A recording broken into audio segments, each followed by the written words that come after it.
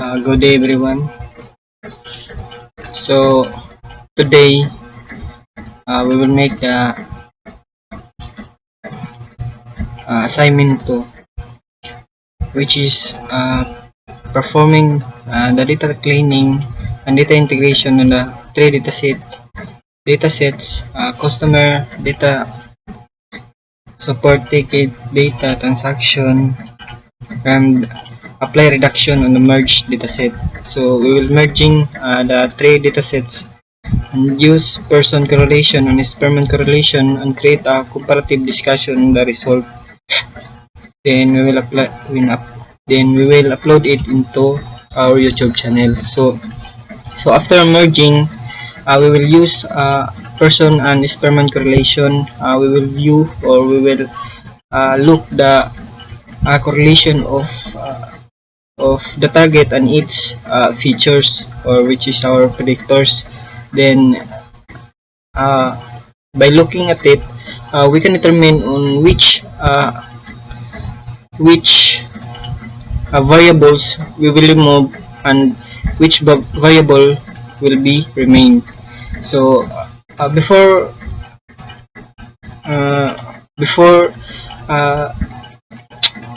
using reduction or applying reduction, we must follow the steps. So first is data cleaning. So display and remove duplicate rows. Then convert worded categorical to numeric values. So this is very necessary because we cannot apply regression model. I mean linear regression when it has categorical on the datasets or the values in the datasets.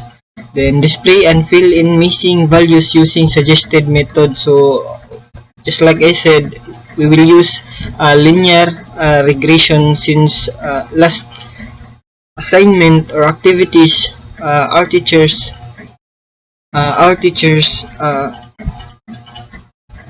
give the task on us to perform person and experiment correlation to using linear regression. So we will use it here too. Then export the clean data into a new Excel file. So after cleaning the three datasets, this three dataset, then we will save it into new file.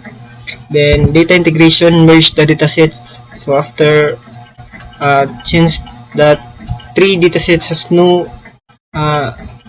no missing data or something like outliner, just like that, we will merge the dataset since it is clean. Then display the merged datasets and export the new file. Here we will not exporting, or we will not creating a new Excel file, since in my method is I directly perform person correlation and experiment correlation. So to make it short and not very hassle, since it can be done by like that. Then now we will begin I will begin on explaining the code. By the way, I have already coded this problem, since it takes too long. If I will code by making a video, so I decide on coding it before explaining. So first I clean the support ticket, since this dataset is too much tricky for me, because this has many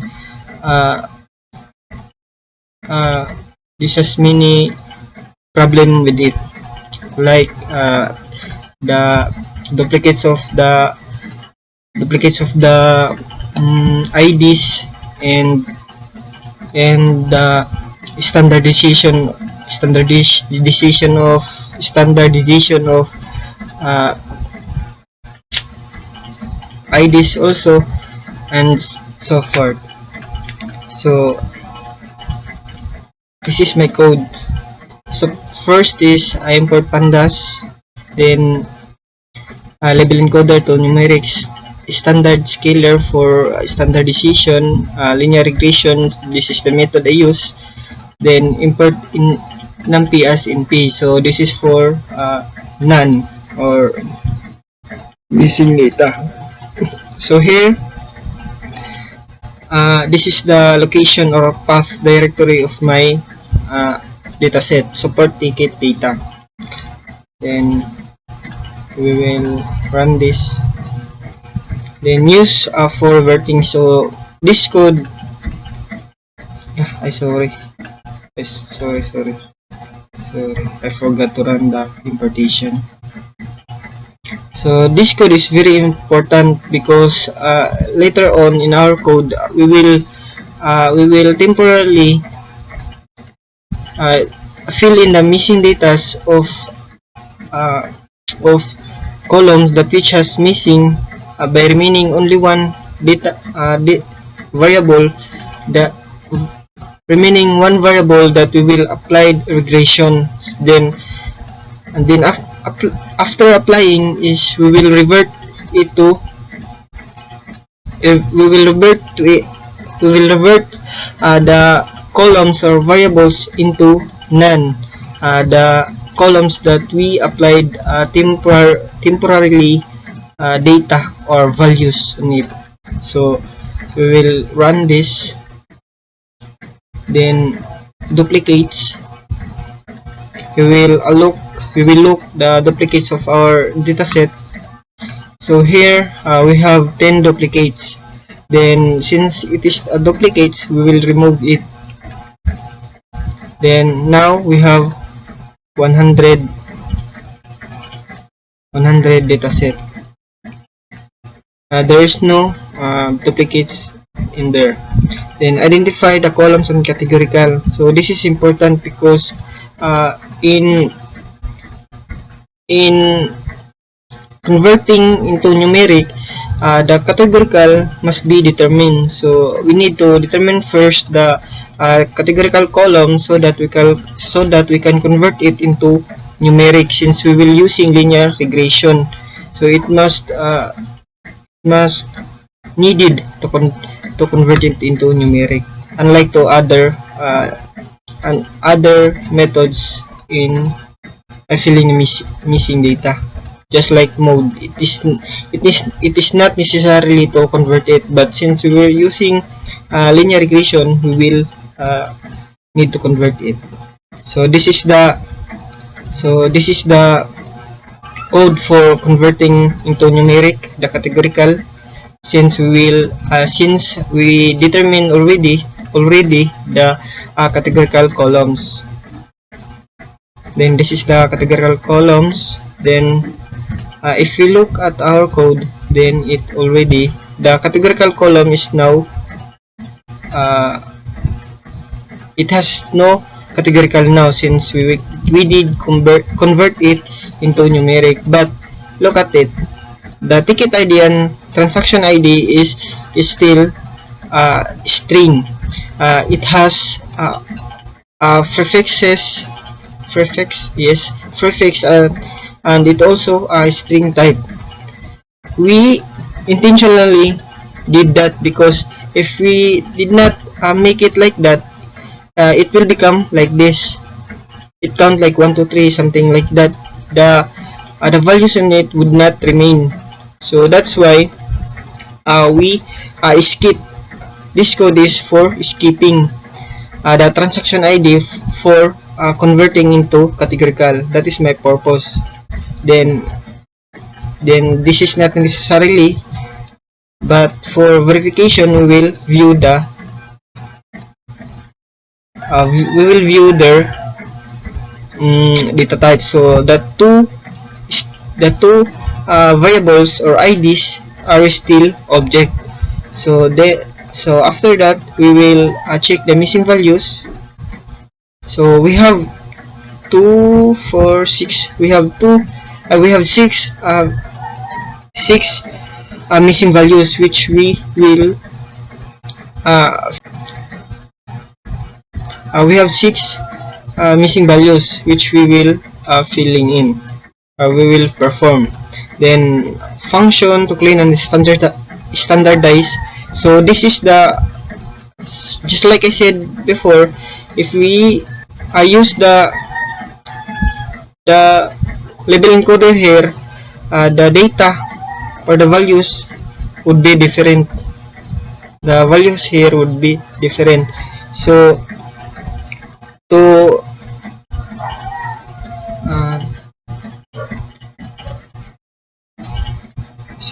remain the values would be the same, we will using this code. This is for standardization. This is the standardization. With this code, will remove the string type. It also removing the prefixes. So if we check here, there's no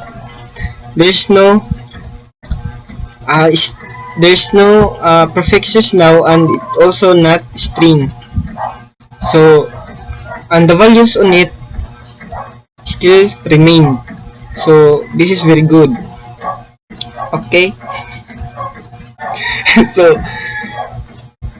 so if you look at it, this transaction code has many duplicates. So if you check on it, duplicates ID, it has 40 duplicates. So this is not good. This is not good because when applying the merging, will get error. So for performing a merging, that dataset must be cleaned, so it has no duplicates, especially in the IDs that connect the two dataset. So since here the transaction ID, which is primary key of section dataset, has duplicates, so this would get error. So we will fix this by removing the duplicates, not removing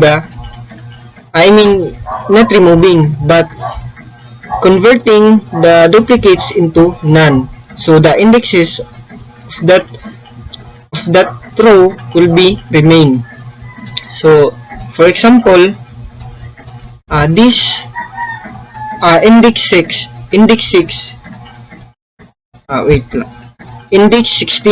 This index 16 has duplicates. So if we look at it on index 3, the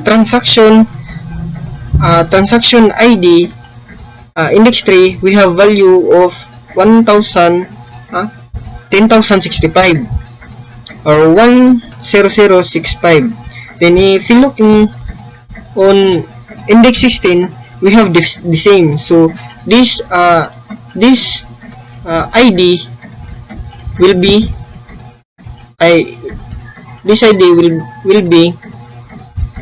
we will face error if we not solve this problem. So now we will turn it into none, all the duplicates. So if you look at it now, the index 16 is now missing and the other duplicates. So identify missing transaction. So here, first I solved the transaction ID. So this is important because this ID cannot be filling in or cannot be solved by using a cleaning method, just like mid-median mode and linear regression cannot be solved because the IDs is continuous, like 1 2 3 4 5 6 7 8 10. So this is very tricky. So what method I use is, first is I check the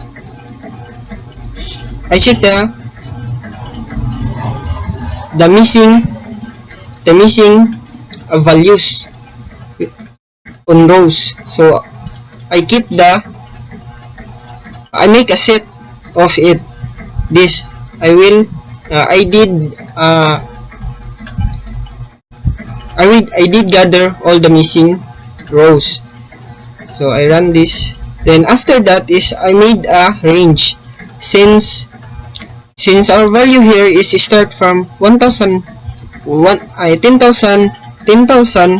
up to 10,100, I make a 10,001 to 10,000 to 10,100. So I make a 10,001 to 10,100. So here, this is the starting point and this is the end point. So basically here, if you notice, it end into 10,001 because the one here would not be included, like it only stop into 10,100. It did not include the one. So let's run this. Then next is full range. So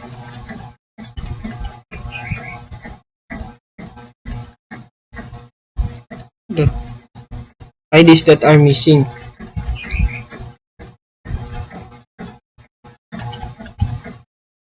Full range.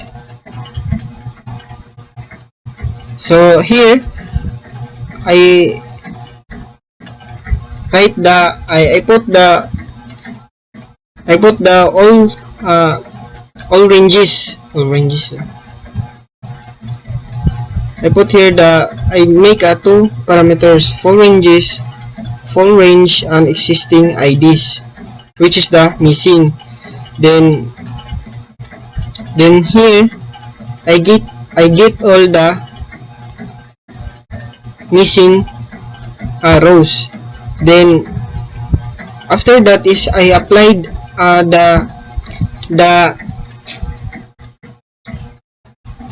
so I applied I fill in the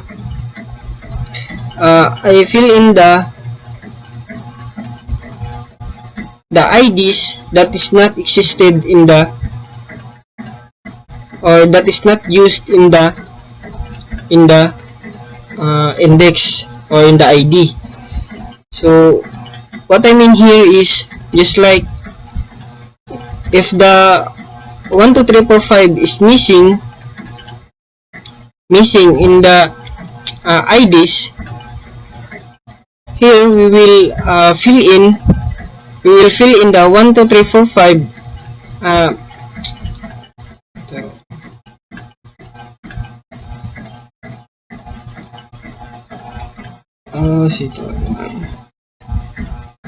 we will fill in the IDs in the missing. So it will gonna be like first missing will be 1, then second missing is 2, then like continuous number. So we'll run this. Oops, sorry, I forgot to run this. Then this 2 and this. So now we have no missing IDs. Then next is we will check again if we have no duplicates now. So duplicates ID is 0. Then check missing count. It has no missing now since we fill in the ID with this code. Then this part is the linear regression. So after we clean the transaction ID, we will now performing this linear regression onto these missing data. So in the issue type, we have 33 missing IDs. In status is we have 29 missing. Resolution is 25. Support agent 30 and customer ID is 24. So by performing linear regression, we cannot apply or we cannot perform linear regression when the predictors, which is this, have or has a missing values. So we need to fill in a temporary values on it. So I use min for putting a temporary data on this. Then the target would be missing. So that's the variable we apply the regression model. So here this is the code for filling the missing values. So if you check now, wait, so we will apply. So it calculate this code will calculate the mean of every rows, or I mean every column or every variable. So here we will apply it. So there is no missing now, only the customer ID. So here features and target. So this is the target. This is our target. Then this is our features, which is the predictors. This is these columns. Then target column. So this is the code. We will run this. Then next is separate data into known and missing data. So separate data into known and missing. So this code we will gather all the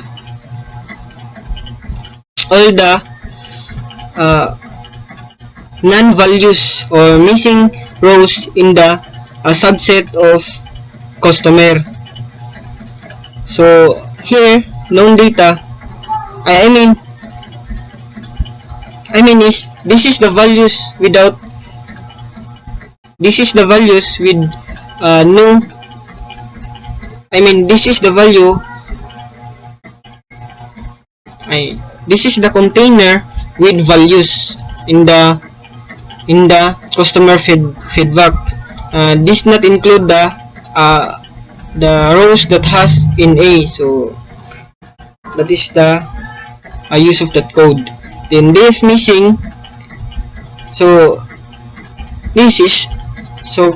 if this is the container of the values, this is also the container of the missing values. So this contain the all rows with missing value on the customer feedback. So we will run this. Oops, I'm sorry.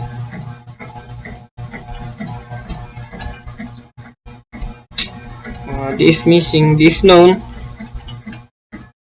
So this is all the code with this is no missing, like 03 IT index 3. Since it is a missing, we view it here. This is the missing. So define X feature. So here we will define X and Y. X for features which is our predictors, and Y is for the target. Then this is the missing values. This is the location where we will apply the regression model. Then after that, we will train it using the linear regression. So we will use here now the linear regression. Oops.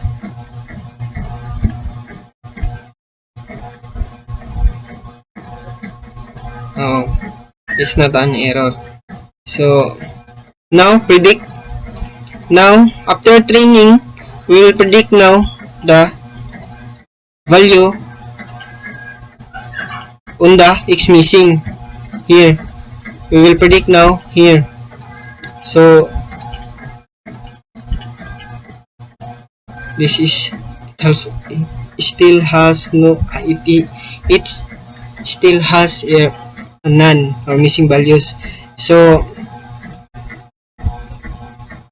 here the values we will the value of the value here we will turn it in, we will convert it into numeric, so to ensure that the value would be integer, whole number, then convert into numeric, then display missing values after imputation. So we will display it into the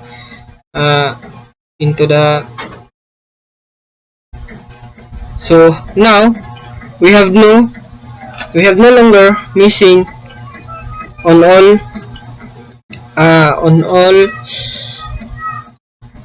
variables, but this is only the variable we applied using linear regression. So we need to revert this rows I mean column into none, since this is on the data on this is only temporary. So after reverting it, we will use again the linear regression. So if you check here, it has no error.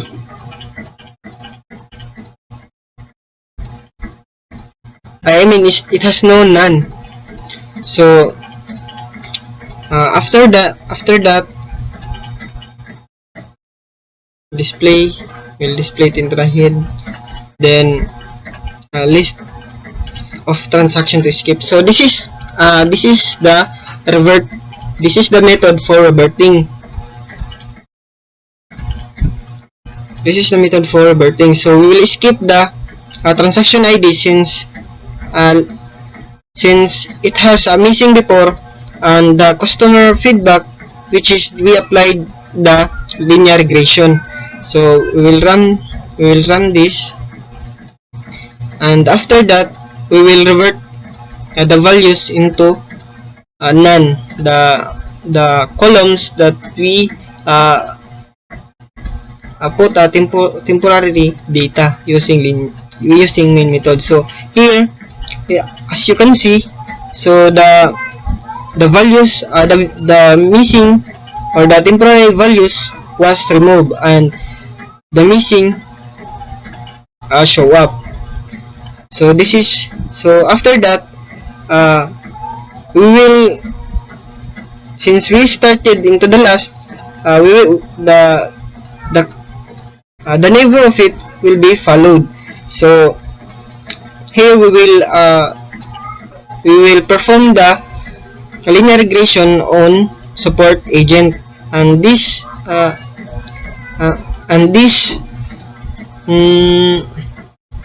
this missing value would be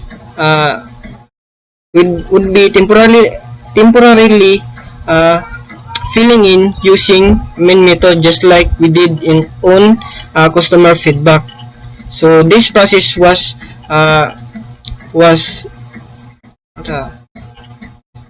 the same until we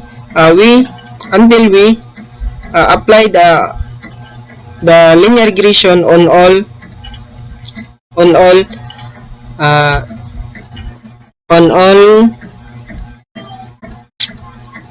variables.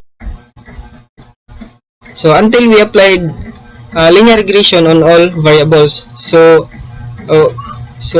to save our time, so I will not explain the process, since I explain the process on customer feedback, since the way for filling in is the same on this. So I will skip the explanation, and I will run it. So support agent, now we will run.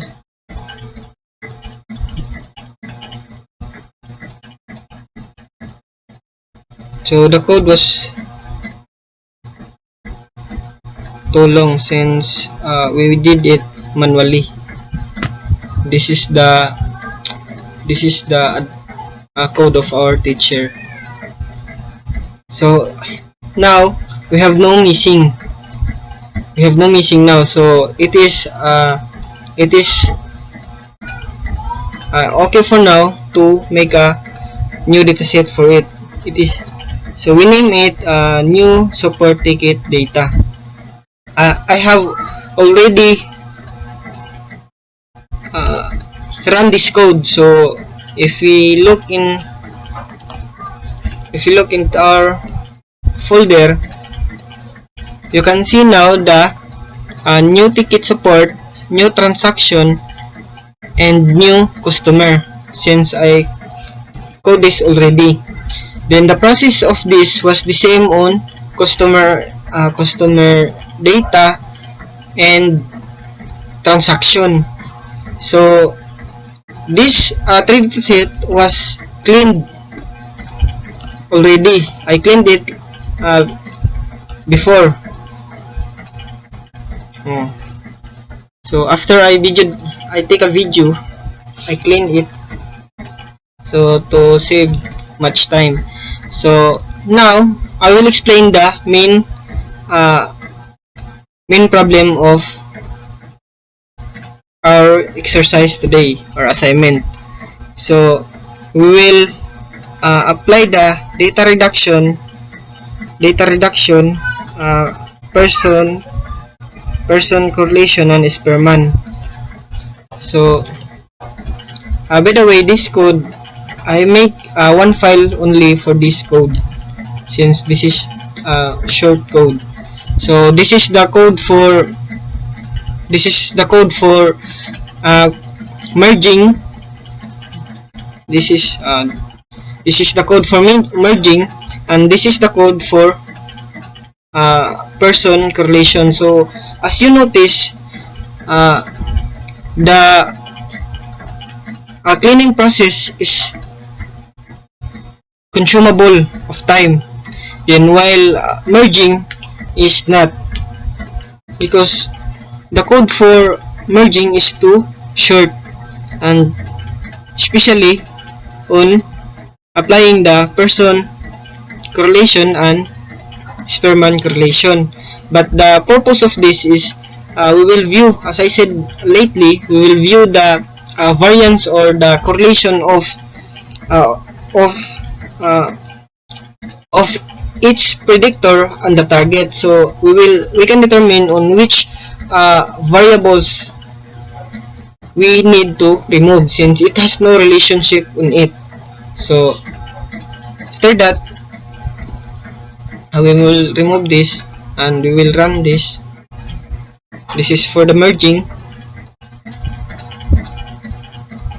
So now, if you look into correlation Spearman, we have 100 rows of data, 100 rows and 20 columns. So this is it. Pansit. Then next is we will be applying the correlation of person and Spearman. So here we have the before that I explained I choose the customer feedback because this is the last columns. Wait lang. No, that is not.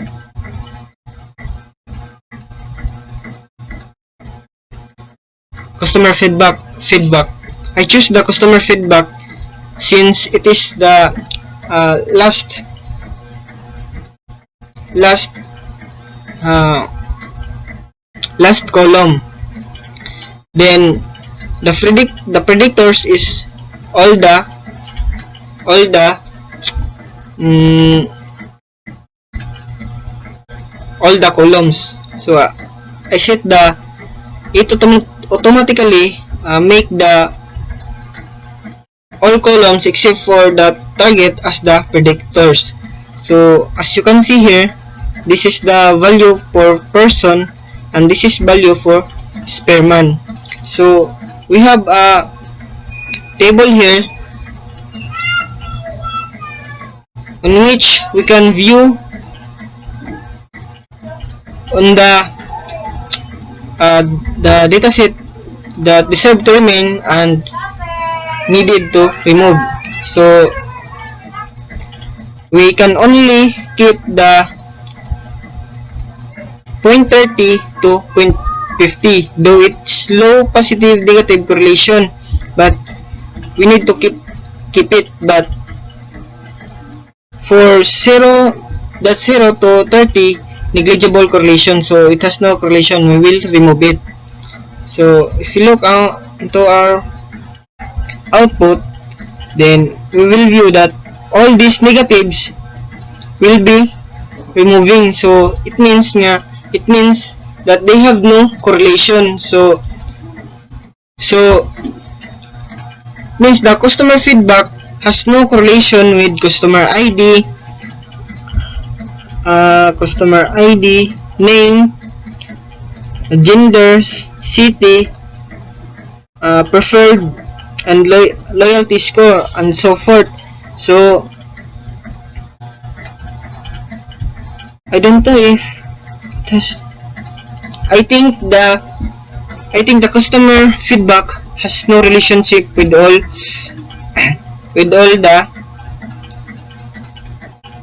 the predictors. So if we change our what we call this, if we change our target, then we look into another target. For example,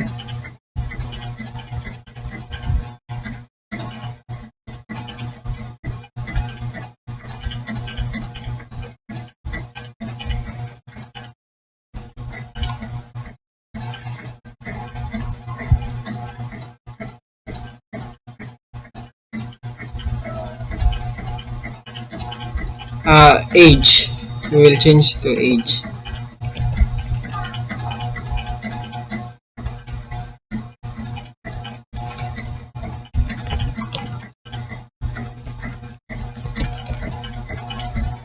Then if we run this, remove this.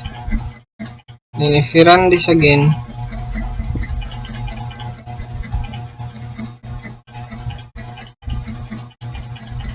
so here we get a much higher value, but it is still no. The correlation was still too low. I don't know what happened in this. I think there is a problem with the dataset. So it means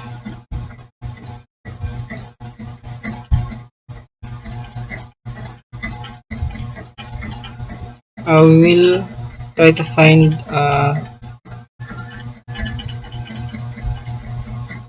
transaction city.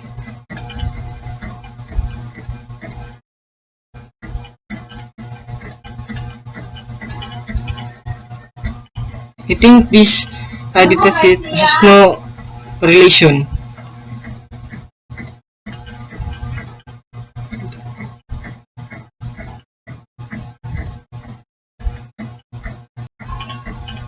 So we try to view, or we try to look a target that has high correlation with the predictors. So we will try to run this again.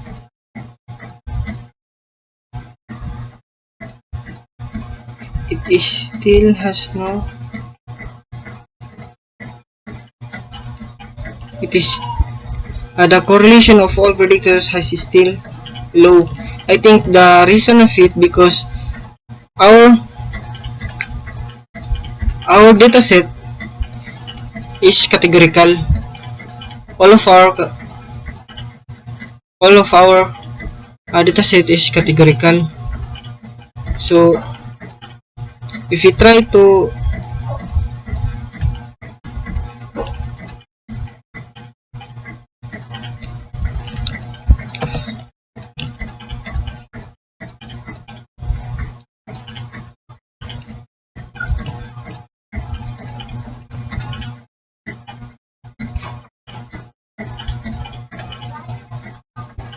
so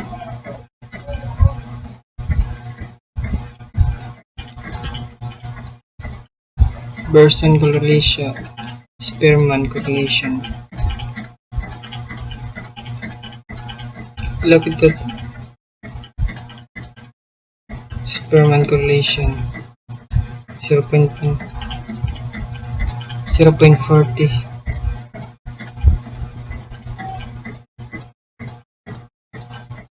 I don't know the reason of it because the teacher gave us this dataset and the dataset has no higher correlation into person and Spearman. So that is all. At least we can view the correlation of uh, each target into we can view the correlation of the target and each predictors. So this is their value. So by looking here, we can determine which column would be remain, since it has a correlation on the target. So that is all the explanation of personification, person and Spearman.